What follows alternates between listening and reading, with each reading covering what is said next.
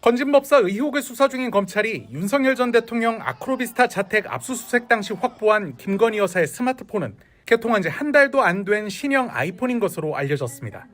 검찰이 확보한 김 여사의 휴대전화는 아이폰 16과 공기계 2대 등 모두 3대.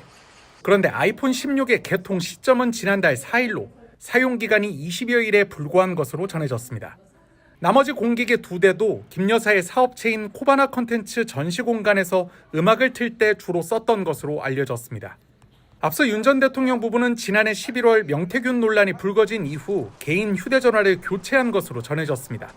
그 전에 썼던 전화기와 경호처로부터 제공받은 것으로 알려진 비화폰 등은 수사기관이 확보하지 못한 겁니다.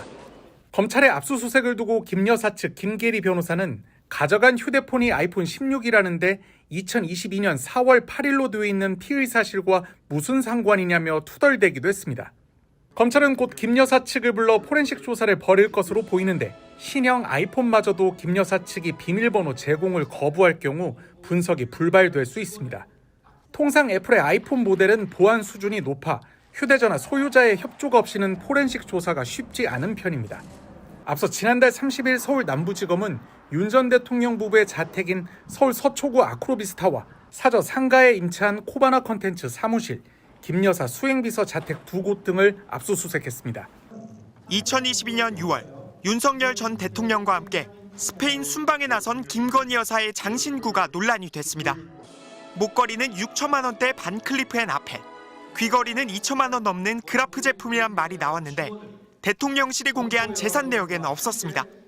검찰은 윤영호 통일교전 세계본부장이 이후 건진법사 전성배 씨를 통해 김 여사에게 그라프사의 다이아몬드 목걸이를 건넨 것으로 의심하고 있습니다. 윤 전 대통령 취임을 전후한 2022년 4월부터 8월 사이 윤 전 본부장이 샤넬백을 전 씨에게 보낸 정황도 포착한 걸로 파악됐습니다. 윤 전 본부장이 윤석열 당선인과 독대했다고 한 직후입니다. 제가 3월 22일 날 대통령을 뵀습니다. 1시간 독대를 했습니다. 많은 얘기가 있었습니다. 다만 전 씨가 김 여사에게 선물을 전달한 구체적인 시기와 장소는 아직 특정하지 못한 것으로 알려졌습니다. 또 윤 전 대통령의 자택과 코바나 컨텐츠 사무실 등에 대한 압수수색에서도 목걸이와 샤넬백은 발견하지 못했습니다. 검찰은 이들 선물이 통일교회 캄보디아 사업을 위한 공적개발 원조 지원과 함께 윤 전 본부장을 대통령 취임식에 초청하는 대가였을 수 있다고 보고 있습니다. 윤 전 대통령 취임식엔 명태균 씨는 물론 극우 유튜버들도 대거 초청을 받았는데 윤 전 대통령 부부가 초청한 명단은 아직 공개되지 않고 있습니다. 검찰은 일단 압수수색으로 확보한 김 여사와 수행비서 2명의 휴대전화를 분석하며 건진법사와의 연결고리를 찾고 있습니다. 다만 김 여사는 지난해 명태균 씨의 연루 의혹이 제기된 뒤 전화번호를 바꿨고 관절이 나온 뒤엔 비화폰을 반납하고 신형 아이폰을 개통한 것으로 전해졌습니다.